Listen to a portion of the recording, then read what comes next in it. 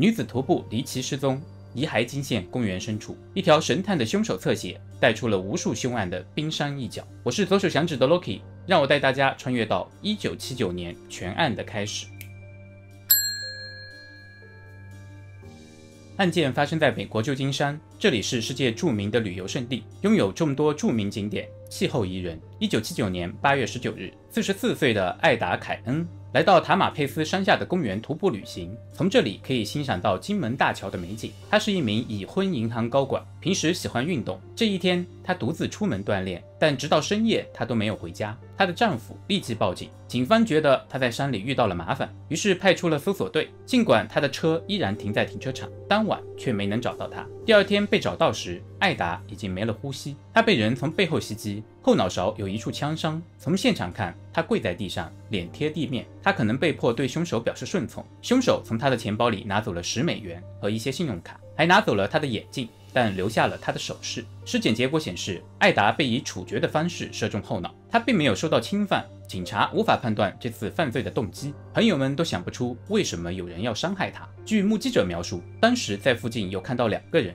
一个金发碧眼，举止怪异，另一个穿着深蓝色夹克，并用夹克遮住了脸。估计这个人大约35岁。因为没有更多的有用信息，这起谋杀案也成为了悬案，公园因此关闭了一段时间。随后一切又恢复了正常。谁也没想到，这起案件却是更多悬案的开端。1980年3月8日，23岁的芭芭拉·施瓦茨的遗骸在同一个公园被发现，她的胸部被反复刺伤。一名目击者目睹了整个过程，正是他带领护林员找到了犯罪现场。这位目击者描述，看到一名大约25岁左右的瘦弱男子走进受害者，他长着鹰钩鼻子，一头黑发，穿着登山靴。随后，这名男子开始用刀刺向芭芭拉，他们搏斗了近1分钟，然后男子逃走了。芭芭拉倒在地上，目击者立即跑去求助。多年后，目击者声称自己记错了凶手的样子，因为这条错误的信息最终让警方走上了错误的调查方向。警方在现场发现了一副沾满血迹的眼镜，法医在受害者的胸口发现12处刀伤，估计凶手用的是一把25厘米长的刀。几天后，一些孩子在案发现场附近发现了一把沾满血迹的剔骨刀。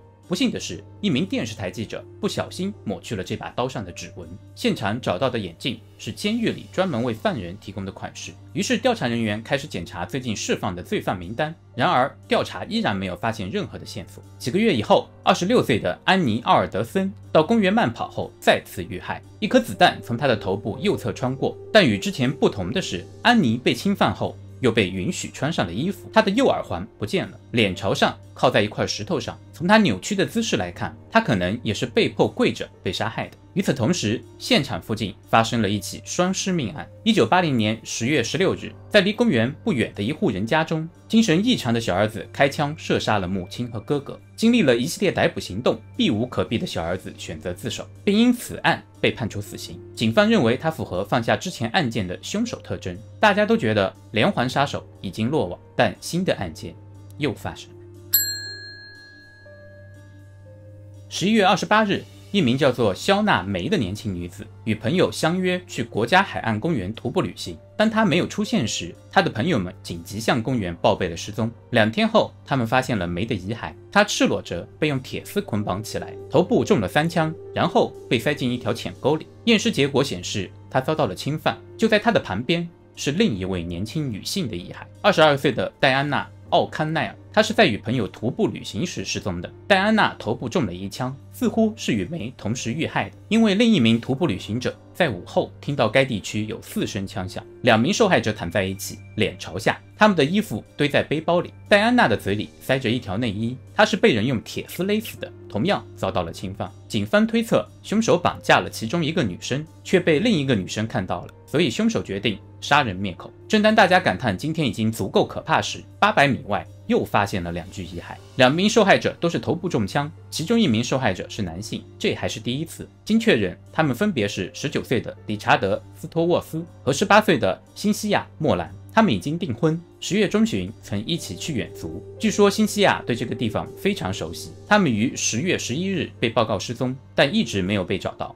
理查德还一直被海岸警卫队视为擅离职守。尸检结果显示，他们的死亡时间比安妮奥尔德森的死亡时间还早几天，因此要么是有2个杀人狂在该地区游荡，要么是同一个人在2个不同的公园里寻找受害者。经过弹道分析证实，之前所有的受害者都是被一个凶手杀害的，这是一个可怕的连环杀人狂。随后2个公园都警告旅行者不要单独徒步旅行，尽管受害者中有的人是结伴而行的。因为被害者逐渐增加， FBI 开始介入案件，并派出了传奇调查员道格拉斯参与调查。这位传奇调查员也参与了我之前做过的阿拉斯加连环杀人案，有兴趣的小伙伴可以点击链接了解。点赞过500，我给大家做道格拉斯的 FBI 传奇人生视频，记得订阅频道，不错过未来的精彩更新哦。回到案件，他在旧金山考察了犯罪现场的资料和案件照片，并对凶手做了侧写。凶手应该是本地白人，很聪明、蓝领，对当地很熟悉，但他害羞、孤僻，可能有语言障碍。道格拉斯认为凶手在社交场合非常的不自信，他在监狱里待过，他的作案手法是尽量从背后接近，并通过恐吓让受害者听话。他至少符合3项连环杀人狂指标中的2项：纵火、尿床和虐待动物。他大概30多岁，最近经历了一些诱发性压力。在这一系列谋杀案之前，他曾犯过罪，但没有杀过人。道格拉斯对语言障碍的描述如此具体，引起了专案组成员的好奇。他们想知道道格拉斯如何推断出来的。道格拉斯解释道，僻静的杀人场所、行凶的方法，以及罪犯没有在社交场合接近受害者，引诱他们的事实，都表明他在某种程度上害羞或羞愧。他认为这是由于身体缺陷造成的，用暴力让受害者听话，使凶手感到自己的缺陷得到了某种补偿。凶手对自己的缺陷非常的烦恼。虽然侧写非常具体，但现在并没有嫌疑人可以比对，警方仍在原地踏步。道格拉斯回到 FBI 后，凶手于1981年3月再次作案，不过这一次凶手犯下了一个严重的错误。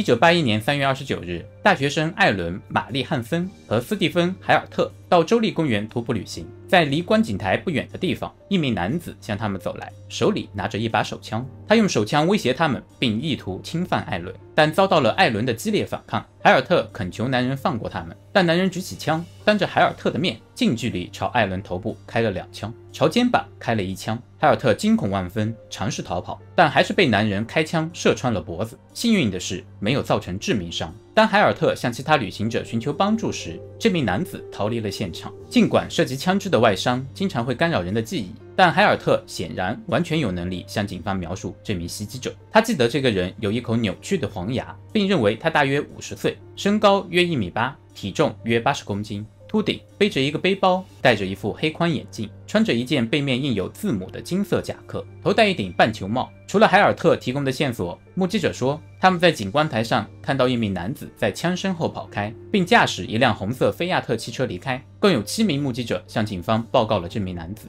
由此得出的体貌特征与马林县杀手的体貌特征明显不同，但作案手法却完全相同。然而，调查人员在现场找到了一些清晰的鞋印，这样如果他们找到了嫌疑人，就可以将他的鞋码甚至他的鞋子与鞋印进行比较。警方在多家报纸上刊登了凶手的画像，希望可以获得新的线索。仅仅4天后，一名女子打来电话，描述了一个与画像中相似的男人。大约26年前，他曾乘坐邮轮前往日本，并与一位年轻男子发生过冲突。他是邮轮上的一名乘务长，一直以不当的行为骚扰他的女儿。他记得他有口吃，也就是道格拉斯所说的语言障碍。他还从他女儿的书上找到了这个人的签名，大卫·卡彭特。但调查发现，加利福尼亚北部有很多叫大卫·卡彭特的人。与此同时，凶手也从媒体中了解到了警方的调查进度。他决定蓄起胡须，继续作案。5月2日，20岁的海瑟·斯卡格斯告诉男友，他要去找一个名叫大卫·卡彭特的人买一辆2手车。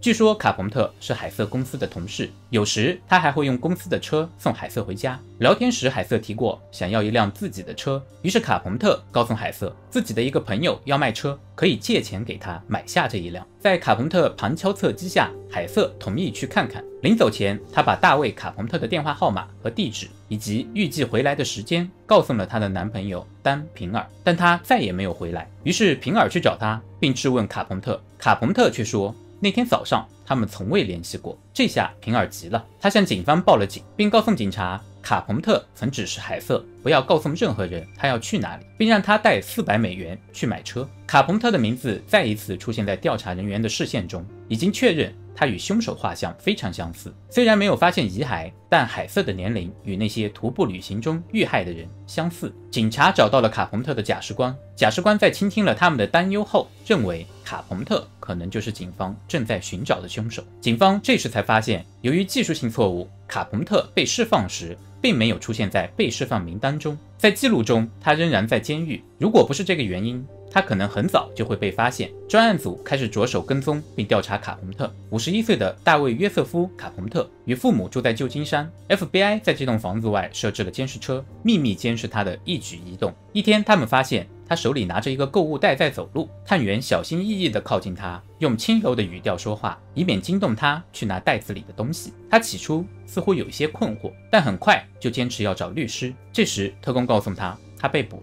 警方随后找到了卡彭特的红色菲亚特汽车，在车里发现了关于当地徒步旅行线路的书籍，在他的家里还发现了许多这样的地图，总共60多张。警方还找到了卡彭特的前妻，他告诉警方，卡彭特在谋杀案发生时丢失了他的金色夹克。警察随后邀请了所有的报案人员参加指认，海尔特很快认出了他就是凶手。7名目击者中也有6名指认了卡彭特和菲亚特汽车。随即，卡彭特被指认谋杀和谋杀未遂。5月24日，在红山公园发现了一具女性腐烂的遗体，凶手显然试图把遗体藏在灌木丛下。他脱掉了她的衣服，拿走了除了耳环以外的所有东西。这与第1起谋杀案相似。对牙齿的分析表明，他们找到了希瑟·斯卡格斯，他同样被侵犯，眼睛被射中了一枪。这已经是第9名受害者了。卡彭特于1930年5月6日出生于旧金山，从小父母就对他严厉苛刻，酗酒的父亲经常打他，而近乎失明的母亲则被描述为专横跋扈。7岁时，他的口吃已经非常严重，在任何社交场合都很难开口。他经常受到嘲笑，这让他变得孤僻。他没有接受任何的治疗，而是被迫参加芭蕾舞班和钢琴等课外活动。他经常尿床，并把怒火发泄在动物身上。进入青春期后，他开始寻找机会来发泄自己不断发展的欲望。17岁时，卡彭特因企图侵犯2个孩子而被捕，少管所服刑1年后获释，但显然他没有从那里学到任何东西，他变得更具攻击性。卡彭特从事过很多职业，包括水手、推销员和印刷工。1955年结婚后，他和妻子共约有3个孩子。卡彭特一直无法控制自己的欲望，最后他选择了用暴力的方式满足自己。1960年，卡彭特与一名女子结为好友，经常邀请她到家中做客。一天，卡彭特去接她，但并没有按照约定送她去上班，而是把车开到了一片树林里，然后装作迷路的样子。随后，卡彭特用一根晾衣绳绑住了她，并用刀威胁她，而她反抗并试图逃跑时，卡彭特用锤子猛击了她。如果不是一名巡警听到了女生的求救声，救了她，这位女生可能就是卡彭特第1个谋杀受害者。卡彭特向巡警开枪，但没有打中，于是警察逮捕了卡彭特，并将他带走。受害者幸免于难，卡彭特因此被判处14年有期徒刑。1969年，卡彭特在服刑9年后获得自由，不到1年，他又开始作案。他继续以女性为目标，直到1970年2月3日，在莫德斯托再次被捕。在等待审判期间，卡彭特与其他4名囚犯合谋越狱，没跑多远就被抓到了，于是又被判刑9年。1979年5月出狱后，他开始更疯狂的犯罪，猎杀了第1位受害者艾达·凯恩，并再也没有停下来。1981年6月16日，在州立公园，攀岩者发现了一块骨骼，经过分析，被证明是人类骨骼。经过进一步鉴定，他是一名17岁高中生安娜·门吉瓦尔的部分遗骸。他曾在卡彭特客户所在的银行兼职，卡彭特经常与他交谈，在人们的印象中，他就是卡彭特来银行的原因。最终，因为证据有限，卡彭特只被指控犯有5起杀人案、2起强奸案和1起强奸未遂案。第1次审判，卡彭特坚称自己是无辜的。1984年7月6日，卡彭特被判犯有2项1级谋杀罪和1项谋杀未遂罪，宣布死刑。但法院对他的审判还没有结束，他必须要接受马林县杀人案的第2次审判。尽管由于法律纠纷，审判被推迟数年，这次审判却出现了令人沮丧的意外。第2次审判于1988年1月5日在圣地亚哥开庭，直到5月10日，毫不意外的，他被判犯有全部5起谋杀罪。但意外的是，半年后，法官裁定，由于陪审团的一名成员在讨论中非法提及了他的前科，因此他必须下令重新审判。因为这个意外，让卡彭特在11年后的1999年才被宣布维持死刑判决。直到今天，卡彭特依然活着，因为废除死刑，他成为了加州最年长的死囚。但那些无辜的生命却早早地消失在了那些美丽的森林中。喜欢徒步旅行的朋友，下次请结伴而行，点击小铃铛订阅，以免错过下一个奇案。我是 Loki， 我们下期再见。